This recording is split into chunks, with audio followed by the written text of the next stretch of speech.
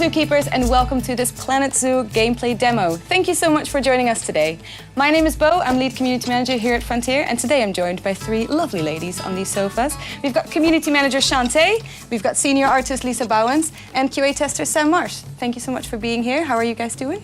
Doing great, thank you. How has it been working on this project so far? Oh, it's been really good. So we've been in development for pretty much 2 years now. Wow.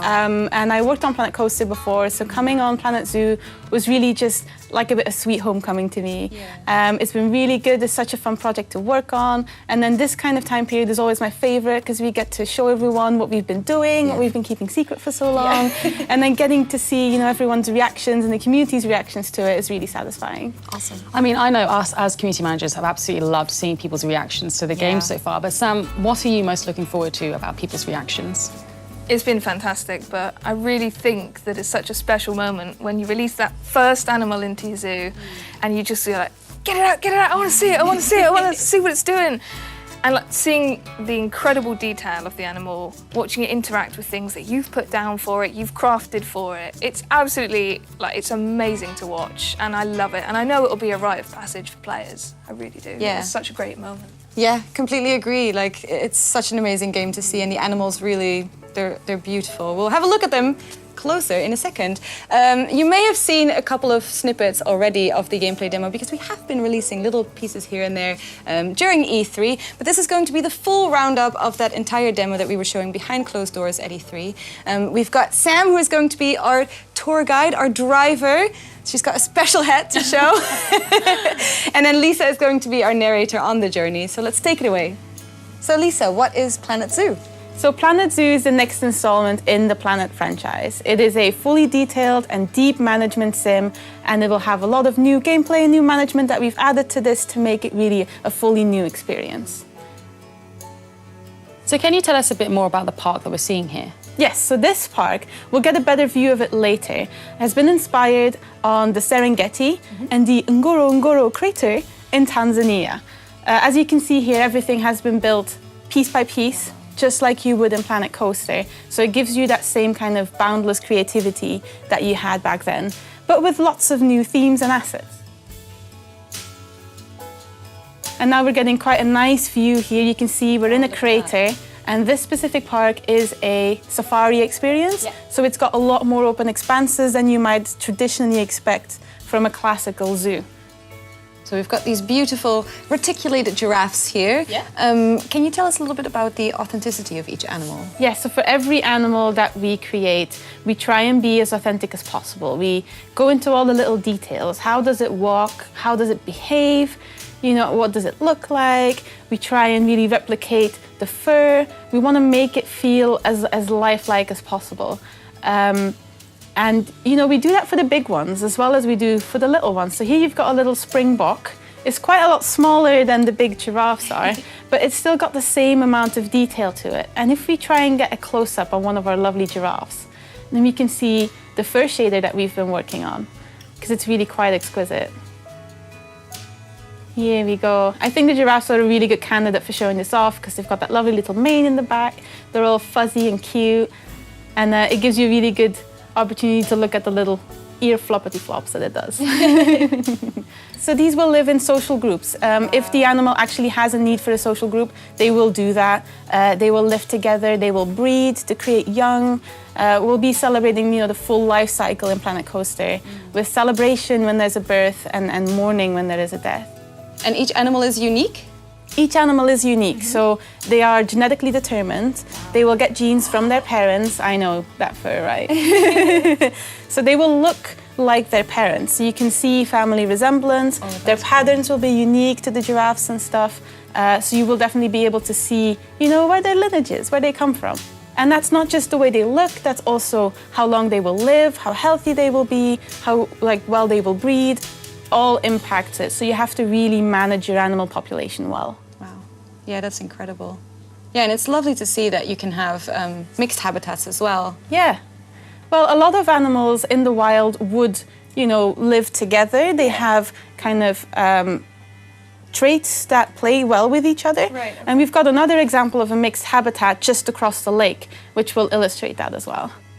These animals look absolutely outstanding. They're so good. The character team does such a good job on them. And the animation team as well. It's all just stunning. So in this habitat, we have some zebra and some black wildebeest.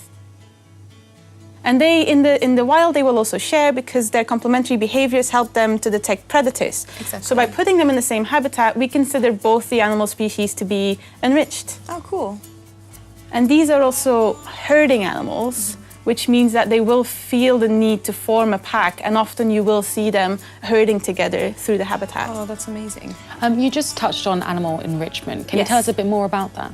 So there's a lot of different ways you can keep your animals happy. This can be, you know, by the basics of food and water, but also by providing them with items that provide enrichment, both in their food, as in, you know, things they like to do, playing, that kind of stuff. So you have to make sure that your animals have a lot of enrichment items to keep them happy and healthy mentally. It's beautiful. When you select them, you can see there's so many different things for you to keep an eye on, for people to get stuck into.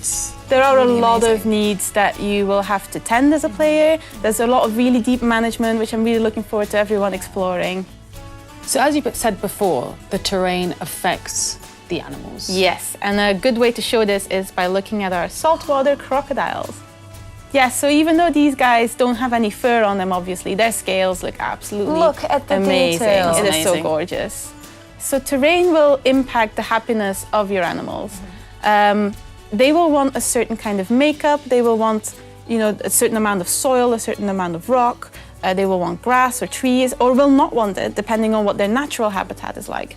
So your mission as a player is to try and make the habitat you're providing for them here as close to their natural habitat as possible. And here we can see their name's Malati, would like a little bit more soil in their habitat, and we can add that really easily using the terrain tools that we had in Planet Coaster.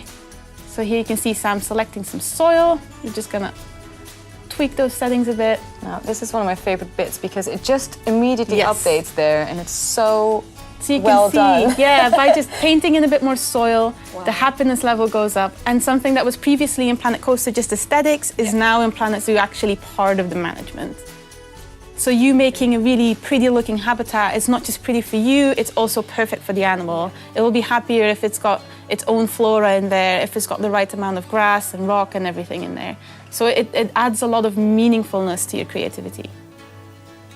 And here we've got an African wild dog looking really cute. And that's one of these enrichment items. As you can see, there's a bit of meat attached to it so that they can have that experience of eating in that way, as opposed to just being fed. But of course, they do have to be fed, and all of these needs, and then the habitat needs to be kept clean. And one of the ways you can do this is by hiring some staff. So here Sam's hiring us a keeper. As you can see, the keeper will go between habitats, checking up on how the animals are doing and if they need any food or drink. And then once he determines, oh yeah, these animals look like they're maybe a little bit hungry, he's going to go off into his keeper hut to prepare said food. And this is really exciting. So I'm happy to tell you guys that in Planet Zoo, the interiors of buildings are no longer off limits. So you'll be able to see your keeper at work in his own little habitat. So here you can see he's going to start preparing some food. The food can be updated through research and made perfect for your animal's dietary requirements and needs. That will, of course, make it more expensive as well, which will play into the management side of things. There's been a lot of attention to detail, even in this. A lot of the spotlight is on our animals and how authentic they are. But we also want to make sure that we keep that same amount of attention to detail in these things as well. So here we can see he's done preparing the food. So the food that you prepare will also be done per animal, and you can research more into the animal to make the food more appropriate for their specific dietary requirements and needs. This will also make it more expensive, so that plays into the management again. So here he's just going to quickly fill up that tray of these hungry dogs. There we go. Feed. Yeah, and they will come, sometimes they'll see the keeper entering and they'll just be like, oh, it's food time, and they'll all start running towards the food tray, and that's really fun to see. But in terms of zookeepers, Yes. how do you optimize their schedules and their time in your zoo? Yes, so to you run can it place efficiently? down multiple keeper huts, which means that you'll have more bases they can go to. Or you can place more habitat gates, but there's a downside to that. So the guests will not want to see the staff facilities. No, that's interesting. Yeah, it upsets them. And that means you gotta find out a way to keep them separate. So either you put more scenery in front of it or you use staff paths, which is a new feature that we've added to Planet Zoo. So these paths can only be walked on by the staff. Guests can't walk on it.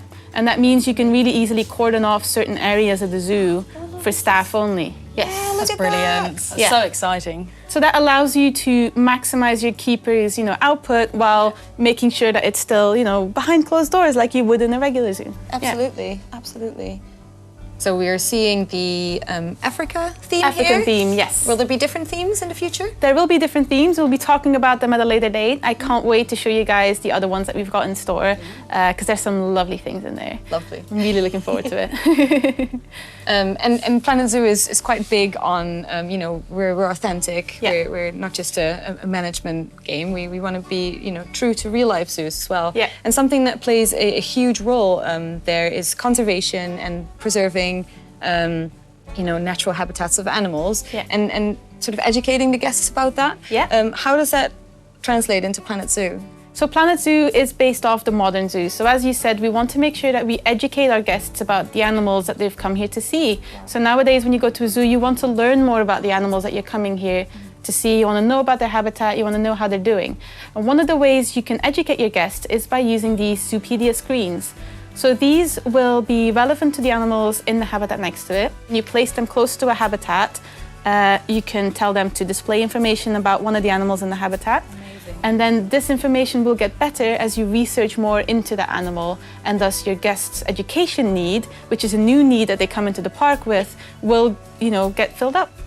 Of course, rides played such an important aspect in Planet Coaster, but can you tell us about the rides that we're seeing here? Yes, so this is one of our transport rides, which is a 4x4 off-road vehicle. Just like in Planet Coaster, the track is player defined and you have many options available to you for fine-tuning. You'll be able to change how it looks, you'll be able to change the colors, and you'll be able to set a ride price. So these are really handy if you want to get a really nice, good view of the zoo, and it's also an excellent way to rest tired feet for your guests. Yeah, again, just to call out the animation team here, the little tiny movements on each animal, they're so authentic and gorgeous. It's really, really well done. Yeah, everyone's put a lot of hard work and soul into these animals. Yeah. These aren't just, some animals that you come here and see. They have a personality, they have things they like to do, things they don't like, and they will respond, appropriately. And that's one of my favorite things when you're testing this game. Sometimes we'll come in here and they'll all be asleep. Sometimes we'll come in here and they're all doing crazy stuff, and you can't anticipate that, just like you would in an actual zoo, and that's one of my favorite things about the game. So these are chimpanzees. They have very extensive social needs, very extensive enrichment needs that you will have to meet as a player, a very challenging animal, and they will also climb. So as a reminder, everything here is built piece by piece. It's just amazing to see all of this that you can build yourself. They can climb on anything that can be deemed climbable. Wow, okay. So if you want to go wild and build your own climbing frame, you totally can, and these chimps will love it. Yeah. And you can use anything from trees, rocks, anything that's a climbable surface. Yes, your animals will interact with everything that the player, builds and makes. They'll be swimming and walking and climbing, player-made environments. Amazing. Yeah, which you is have to one be of careful with those roofs as well. Yes, yes, good point, Bo.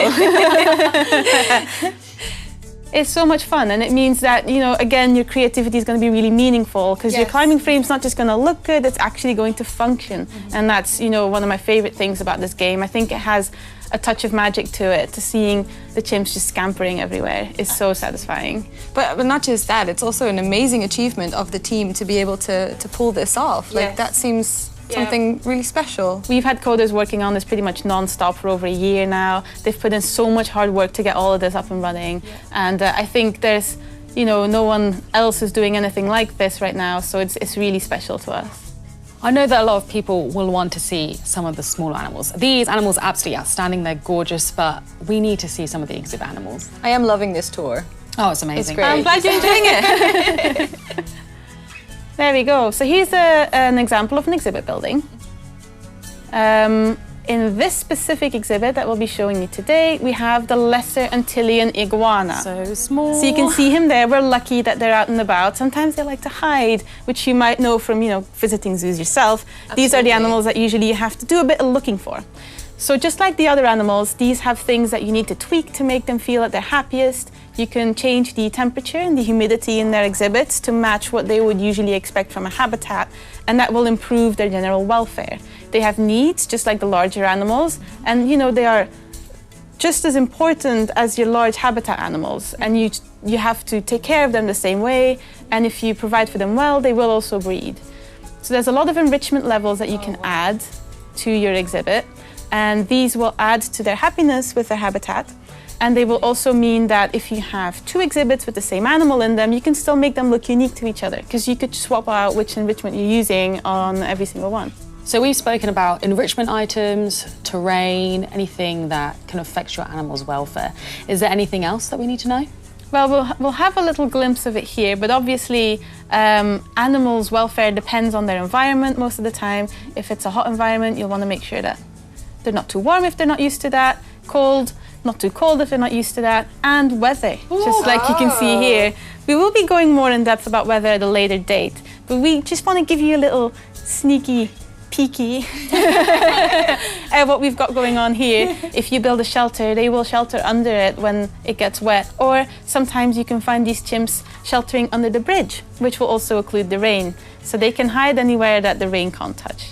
Yeah, it's absolutely incredible the amount of detail for each individual animal that has gone into this game, and there's so much for people to explore and manage and creative. Like, there's something for everyone, it seems. And there's so many things we haven't even touched on. Our biome selections, life cycles in detail. We've only shown you the tip of the iceberg when it comes to our animal list, and I'm really looking forward to talking more about these as we go along.